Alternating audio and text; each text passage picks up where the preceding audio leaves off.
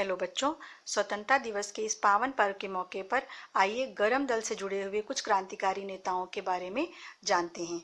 गरम दल के प्रमुख क्रांतिकारी नेताओं में लाल, बाल और पाल जी का नाम सर्वप्रथम आता है। लाल माने लाला लाजपत राय जी, बाल माने बाल गंगाधर तिलक जी और पाल यानी विपिन चंद्र पाल जी हैं। इन तीनों के उग्र और क्रांतिकारी विचारों से अंग्रेजी शासन की जड़ें हिल गई थीं। आइए सबसे पहले लाला लाजपत राय जी के बारे में जानते हैं। लाला लाजपत राय भारत के प्रमुख स्वतंत्रता संग्राम सेनानी थे और इन्हें पंजाब केसरी के नाम से जाना जाता था। इन्होंने पंजाब नेशनल बैंक की स्थापना करी थी। आज से 100-150 साल पहले सोचिए, इन्होंने एक बैंक के बारे में सोचा। ये इनकी अग्रिम सोच का परिचायक है। इन्होंने लक्ष्मी बीमा कंपनी की भी स्थापना उस समय में करी। सन 1928 में इन्होंने साइमन कमीशन के विरुद्ध एक प्रदर्शन में हिस्सा लिया, जिसके दौरान हुए लाठीचार्ज में ये इतनी बुरी तरह से घायल हो गए कि इस महान आत्मा ने अपने पार्थिव देह को ही त्याग दिया था। अगला चित्र बच्चों बाल गंगाधर तिलक जी का है। मैंने हर एक व्यक्ति के 2 चित्र लगाए हैं ताकि उनके आप वास्तविक चेहरे को भी पहचान सकें। ये भारतीय राष्ट्रवादी शिक्षक, समाज सुधारक, वकील और एक स्वतंत्रता संग्राम सेनानी थे।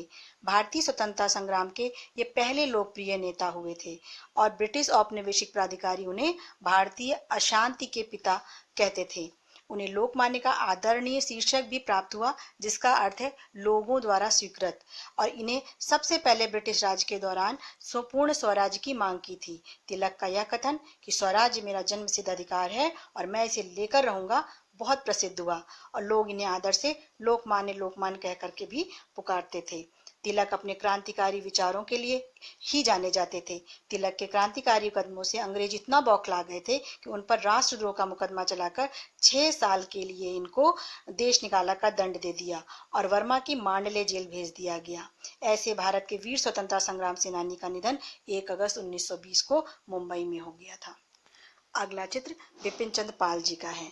विपिन चंद्र पाल जी एक भारतीय क्रांतिकारी थे और स्वाधीनता आंदोलन की रूपरेखा तैयार करने में प्रमुख भूमिका निभाई थी। विपिन चंद्र पाल जी राष्ट्रवादी नेता होने के साथ साथ शिक्षक, पत्रकार, लेखक और वक्ता भी थे। उन्हें भारत में क्रांतिकारी विचारों का जनक माना जाता था।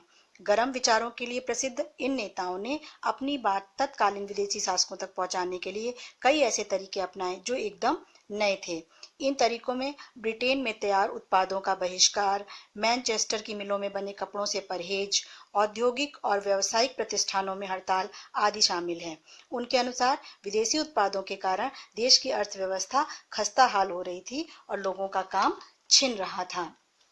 राष्ट्रीय आंदोलन के दौरान गरम धड़े के अभ्युदय को महत्वपूर्ण माना जाता है, क्योंकि इससे आंदोलन को एक नई दिशा मिली और इससे लोगों के बीच में जागरूकता बढ़ी थी। उन्होंने एक विधवा से विवाह किया था, जो उस समय काफी दुर्लभ कार्य था। किसी के विचारों से भी असहमत होने पर वह उसे व्यक्त करने में कभी भी पीछे नहीं रहते थे। यहाँ तक कि सहमत नहीं होने पर उन्होंने महात्मा गांधी जी के कुछ विचारों का भी विरोध किया था। केशव चंद्र सेन, शिव शास्त्री जैसे नेताओं से प्रभावित पाल जी ने अरविंद के खिलाफ गवाही देने से मना करने पर 6 महीने की सजा काटी थी। इसके बाद भी उन्होंने गवाही देने से इनकार कर दिया था। ऐसे राष्ट्रहित राष्ट्रभक्त नेता की 20 मई 1932 को मृत्यु हो गई थी।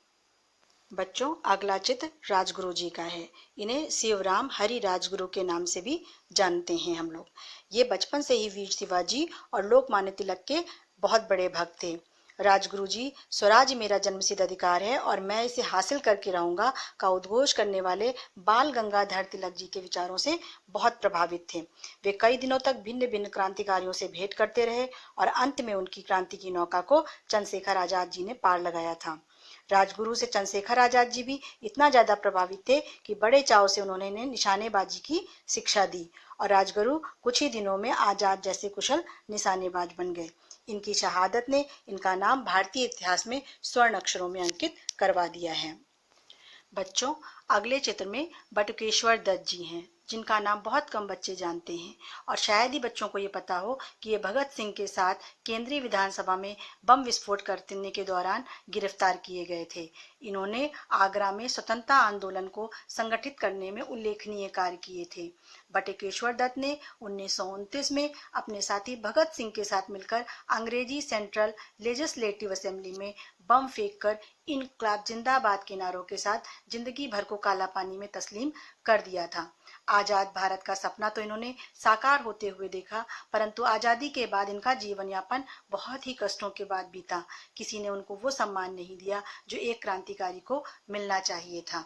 फिर भी 20 जुलाई 1965 को बटुकेश्वर दत्त ने अपनी आखिरी सांसें ली और अपनी आखिरी इच्छा ये व्यक्त करी कि उनका अंतिम संस्कार भारत पाक सीमा पर हुसैनीवाला में भगत सिंह और सुखदेव और राजगुरु के अंतिम स्थल के पास ही किया जाए।